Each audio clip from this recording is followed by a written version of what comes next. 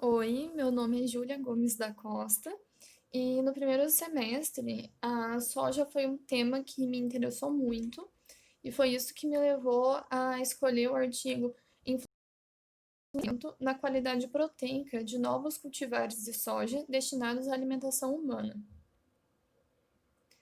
Esse estudo teve por objetivo avaliar o efeito do processamento na qualidade proteica de cultivares de sojas destinadas à alimentação humana. Dentre os cultivares utilizados foram quatro, que foi o Embrapa 48, BRS 155, BRS 213.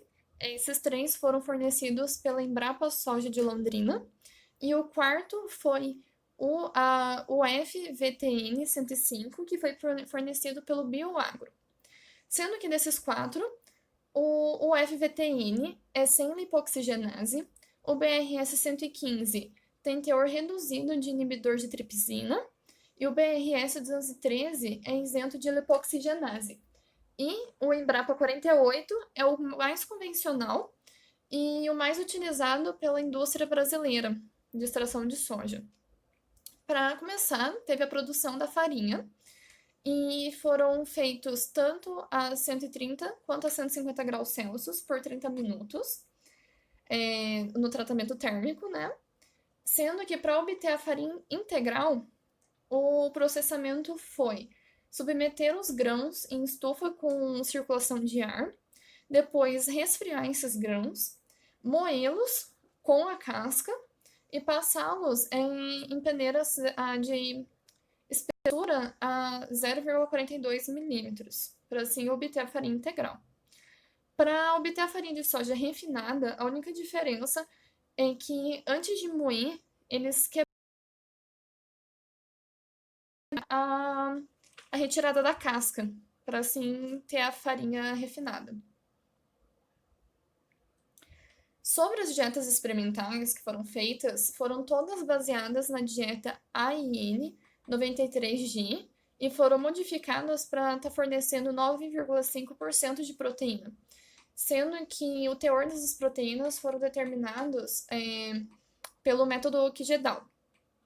Dos grupos que foram utilizados, né, para receber essas dietas, o grupo padrão recebeu dieta de caseína, o grupo 2, a dieta livre de nitrogênio, e os demais grupos, dietas à base de soja, de farinha de soja. O desenho experimental constituiu na avaliação da qualidade proteica durante 14 dias em 96 ratos machos com 23 dias de idade. Continuando o desenho experimental, para avaliar a digestibilidade proteica, no 8º dia, os animais, os ratos, né, receberam dietas marcadas por 200 miligramas de índigo carmim para cada 100 gramas de dieta. E no 9º dia, essas fezes marcadas foram recolhidas. E no 12º dia, as fezes não marcadas foram recolhidas.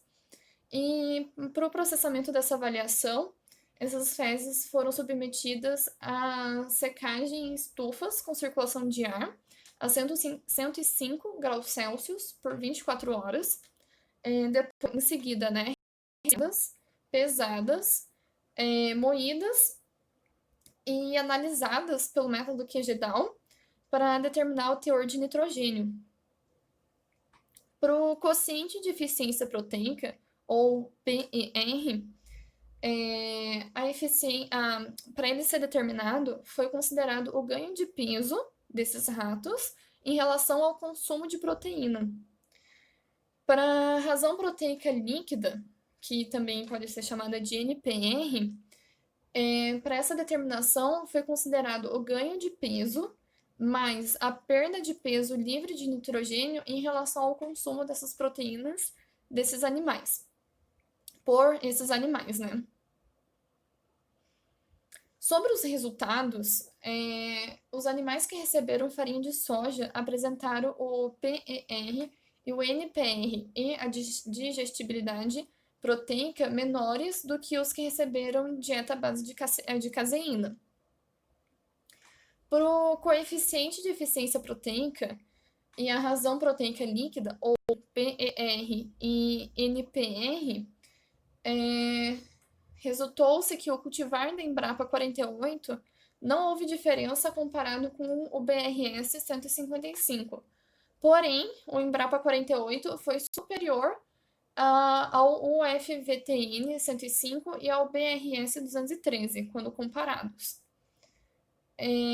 As farinhas que passaram pelo tratamento térmico de 150 graus Celsius por 30 minutos obtiveram PER e NPR superiores às farinhas que passaram pelo tratamento térmico por 130 graus Celsius durante 30 minutos.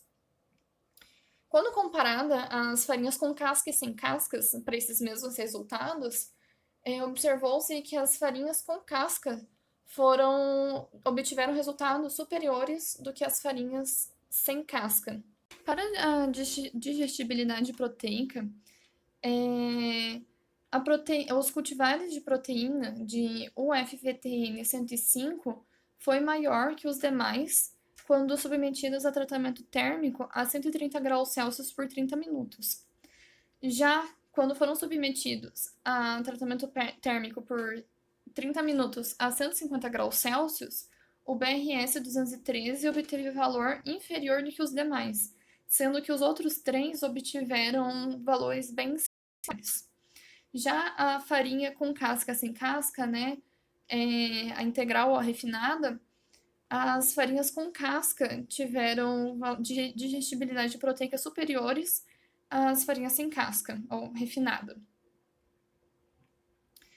Em relação à discussão relacionada aos dados obtidos nesse estudo, a gente leva em consideração que a farinha de soja ela é deficiente em aminoácidos sulfurados.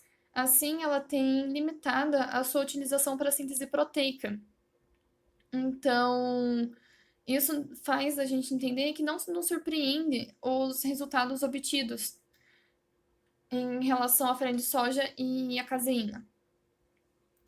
Sobre o PR e o NDR, quando submetidos a processamento térmico 150 graus Celsius por 30 minutos, os resultados foram superiores, assim possibilitando a melhoria da qualidade proteica dessas farinhas.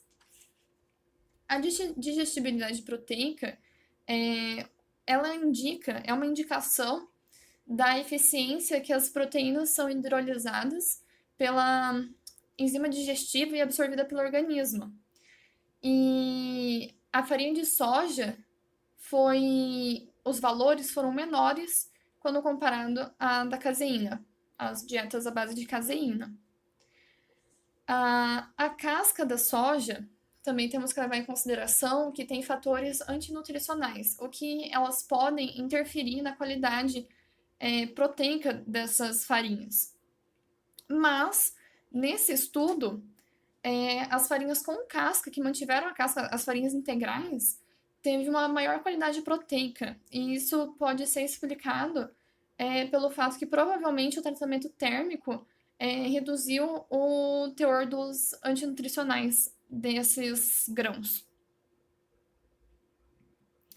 A conclusão, depois desse estudo, é que o tratamento térmico e o fato de retirar ou não retirar a casca interfere sim na qualidade proteica da farinha de soja, e que o tratamento térmico de 150 graus Celsius por 30 minutos de farinhas com casca, de grãos com casca, tem melhor qualidade proteica, e que o tratamento térmico com certeza favoreceu a utilização de farinha de soja convencional. Uma sugestão que eu deixo para esse trabalho, para próximos trabalhos, né, na verdade, futuros trabalhos complementares, é quantificar esses fatores antinutricionais presentes na casca da soja. Também utilizar outros cultivares de soja destinados à alimentação humana. E também estudos utilizando diferentes temperaturas por diferentes tempos, para, assim, confirmar a melhor qualidade proteica de farinha de soja. Deixo aqui o meu muito obrigada por essa apresentação.